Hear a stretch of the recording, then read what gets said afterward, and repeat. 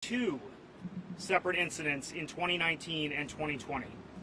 A grand jury has returned charges of aggravated battery related to excessive force against a Lake County resident named Angel Salgado in August of 2019. The grand jury has also returned charges of second-degree murder and involuntary manslaughter from the October 2020 shooting that killed 19-year-old Marcellus Stinnett. The grand jury also returned a single count of aggravated fleeing and eluding against Tafara Williams, who was the driver of the vehicle in which Marcellus was a passenger. Before I lay out some of the details that we will present in court for the bond hearing today, I want to say a couple things. Our office continues to express its condolences to the family of Marcellus Stinnett. As a parent myself, I cannot imagine the pain that his family has been through. And the time that we have spent investigating this matter has not been a period of healing for her and her family, and we understand that. We have stayed in contact with the family through their attorney, but we respect the frustration that some have had regarding the length of this investigation. But as I will explain it further, we needed to understand the evidence and expert opinions before we could effectively and fairly bring charges to the grand jury. I want to thank the men and women of the Illinois State Police who led this investigation, the investigators of the Lake County State's Attorney's Office, and our independent forensic trajectory expert, Matthew Nodell, N-O-E-D-E-L, N-O-E-D-E-L, who investigated this matter in a professional and timely manner. Police officers, deputies, and troopers throughout our county and our state are the first responders of our legal system. I work with outstanding police officers every day, and I'm amazed by their professionalism and their empathy. Professionalism and empathy that doesn't always make the news, or that doesn't make the news enough.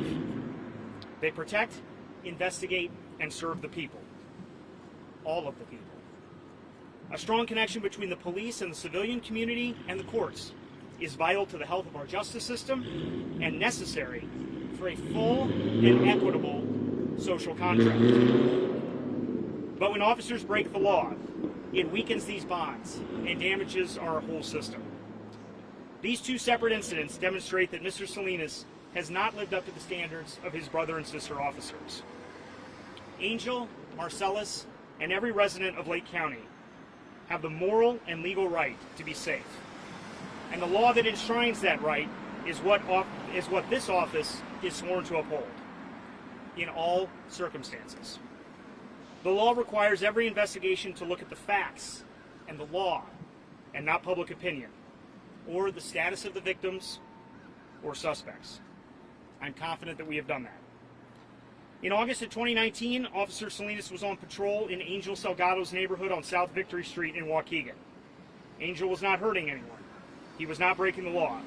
And Officer Salinas had not received a complaint. Let me repeat that. There was not a complaint about Mr. Salgado. And like all of us, Mr. Salgado has a fundamental right to feel safe in his own neighborhood and in his family's neighborhood. Officer Salinas heard Mr. Salgado shout and stopped his patrol car. A verbal argument ensued. Officer Salinas pulled his firearm and then his taser in the middle of the verbal argument. Mr. Salgado turned away from Salinas to enter a fenced-in area of his family's house. Salgado had ended the argument and was walking into a yard, a private yard. Salinas chose to follow him, deploy his taser, tackle him, and punch him in the face. This broke Mr. Salgado's eye socket.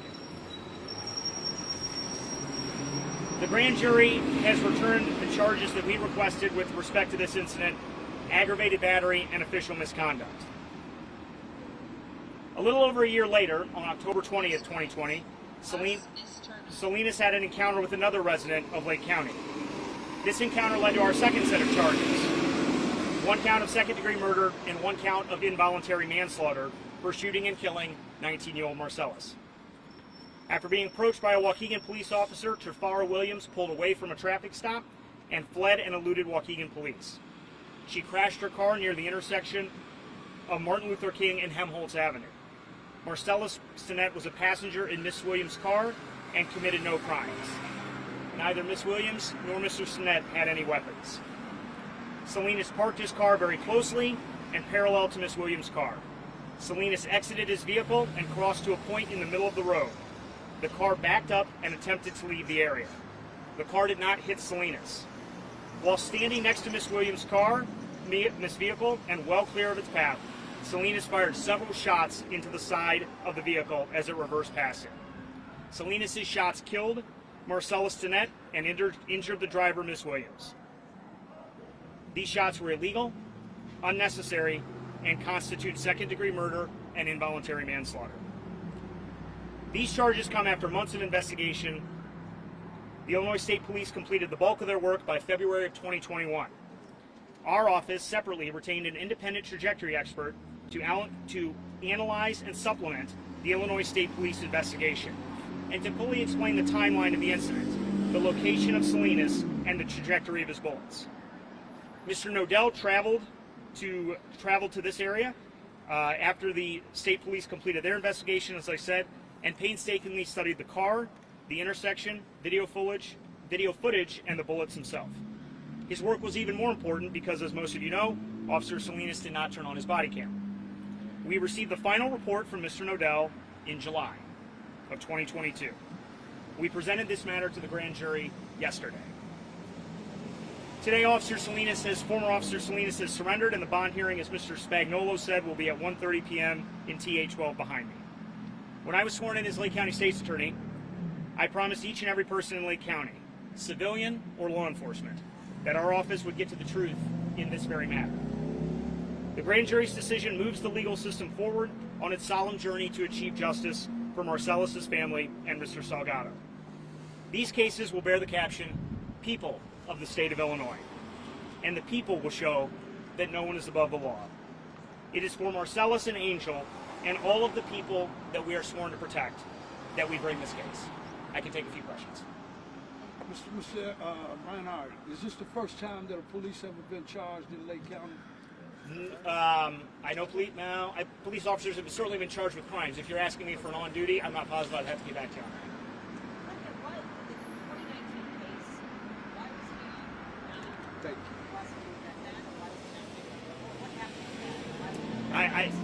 I can't comment too much on that. As everybody knows, I became state's attorney in December of 2020.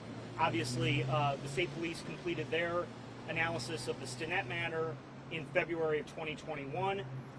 The Salgado matter was part of our review of everything that's been going on with Salinas.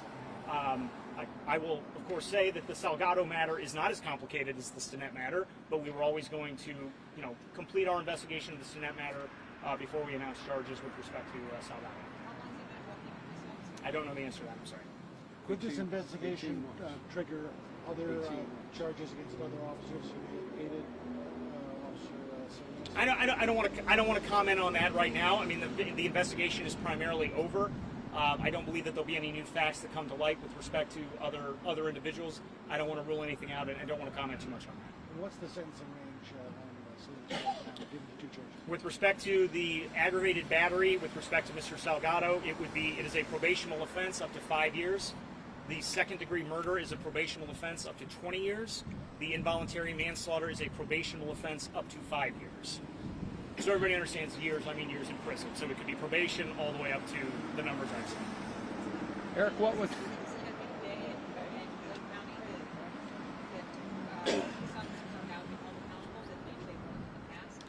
I think it's important that this police officer be held accountable for these two cases that the grand jury found led to a violation of the law. Certainly, I'm a different state's attorney than the past. We need to keep everybody safe. We need to do everything we can to follow the law to make everybody safe, regardless of what they look like, regardless of what neighborhood they look in. Regardless of what neighborhood they live in, regardless of how they look, regardless of anything else about them. We have to keep each other safe, and we have to follow the law. And the officer broke the law in these two incidents. On October the 20th,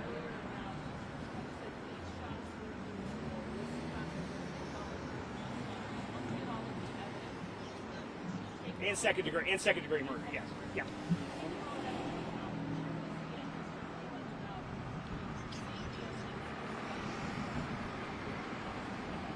Well, certainly, as I said, Officer Salinas did not turn on his body camera. There is a buffering system.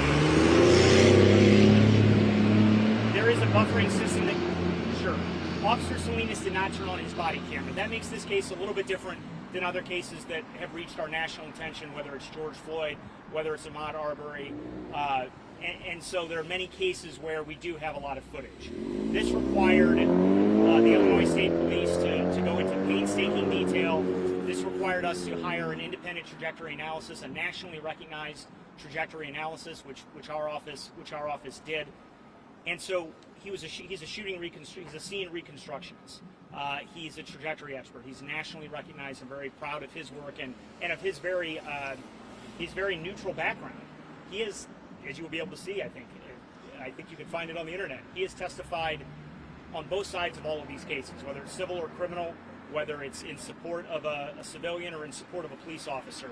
I was most impressed by the neutrality of his resume. And so we had him do the analysis. We had him reconstruct the scene. The car was crashed. That led to challenges in terms of reconstructing the evidence. There is some surveillance footage which does not show the critical moments. Separate from the body camera and squad camera issues, there is surveillance footage. It does not show the critical moments. And so we had to have an expert analysis to understand exactly why. And that's why it's taken so long. And some of you here have asked me why this is taking so long.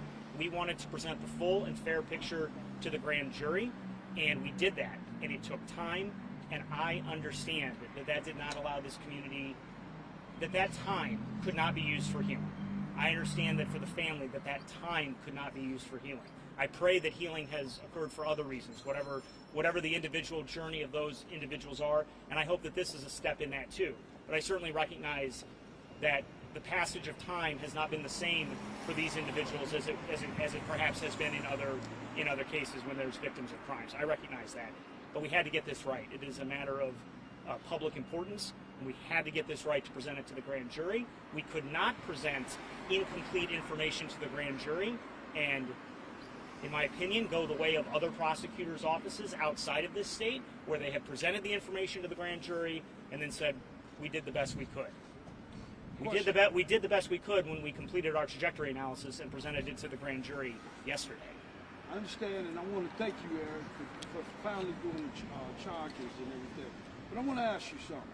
If a regular citizen shoot someone and you don't take out the time to do this 2-year investigation, we knew on October the 20th, 2 years ago, who the officer was. Why wasn't he charged and have to fight like every other citizen in America would have to do? So the second degree murder charge recognizes that he has made claims that he was defending himself. That's why it is a second degree murder charge. He obviously was a police officer who was allowed to have the weapon that he was allowed to have. He was an individual who had some ability to use that weapon legally, which others of us may not have. And so the fact that we didn't have direct eyewitnesses, the fact that we didn't have the surveillance footage, I think makes it different. I think it makes it different from other cases, and I think this was the right way to proceed, to make sure that we got to the truth. Ask a question real quick. So now that, again, thank you. I know this is a lot of hard work. I've been driving you crazy. I know for almost 2 years. But this was a chain of events.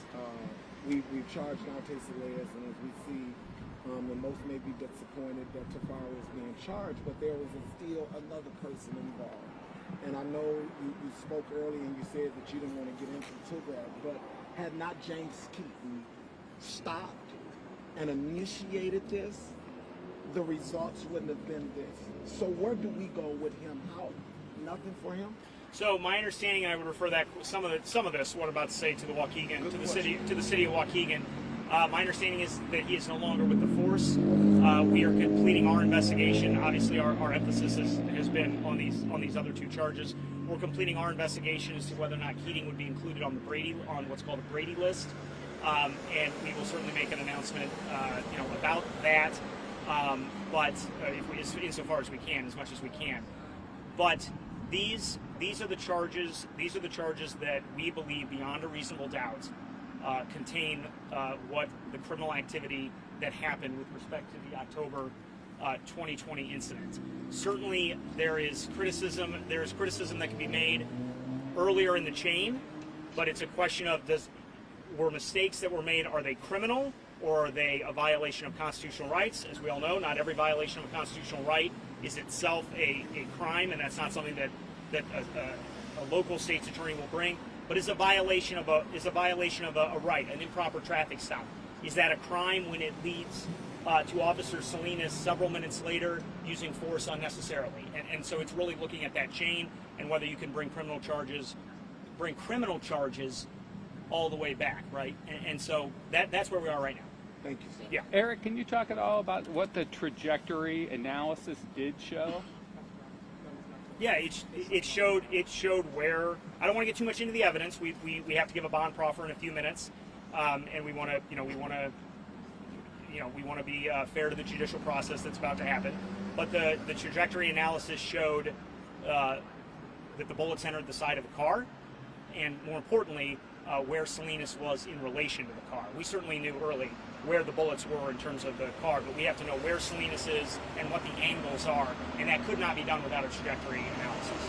Just one last question that just happened. I just want to know, I know we did the trajectory, we did the ballistic, so I wanted to see, was there another officer involved in the shooting? In the shooting, you mean in the shooting itself? The shooting itself, No, but not that our. One officer that Correct. actually did the actual shooting. Correct. I understood Mr. Edwards' question to be about an officer earlier in time. I don't want to imply that there were two officers involved in shooting. Is that right, Mr. Edwards? Yes, sir. Yes. Yes, sir. Thank you, sir. Yes, sir. Yeah, thank you. Two more questions. Does your office recognize or conscious of this being a bold move? Is that something that you guys are conscious of? Because obviously in different states, these things don't happen like this. Is your office conscious that this is a big, bold move that you guys have made? Even though it's justified, of course, but it being regular, it's bold. We make tough decisions every day. We make decisions that are not in the news every day. We make tough decisions about whether we can bring charges beyond a reasonable doubt. You know, I've heard a little bit people talk about, well, there's probable cause to start the case. To avoid wrongful prosecutions, to avoid Lake County's history of wrongful convictions, we bring charges when we are convinced beyond a reasonable doubt that criminal activity occurred. We make those tough decisions every day. Sometimes the tough decisions are not to bring charges. In this case, we made the decision that was warranted by the facts and the evidence, and we are confident in the investigation we've done. Eric, can you talk at all, just briefly, about the decision to charge Tafara Williams? It's important as we see when we charge an officer, which we take seriously, that no one is above the law. And the facts and evidence show that Ms. Williams, we believe the facts and evidence show that Ms. Williams broke the law and engaged in Class 4 aggravated fleeing and eluding. We are aware of the significant mitigation that exists in the case with respect to what she went through, but we have to acknowledge that individuals have to follow the law. And the very comments that I made, that we analyze the law and the evidence without respect to other factors, applies to Ms. Williams too. And we certainly recognize what she has gone through, but we believe that she broke the law. That's what the investigation showed. It's a Class 4 felony. Somebody asked me about the sentencing range on Mr. Salinas. The sentencing range on Tafara is probation up to 3 years in prison. That's what a Class 4 felony is. I said that Tafara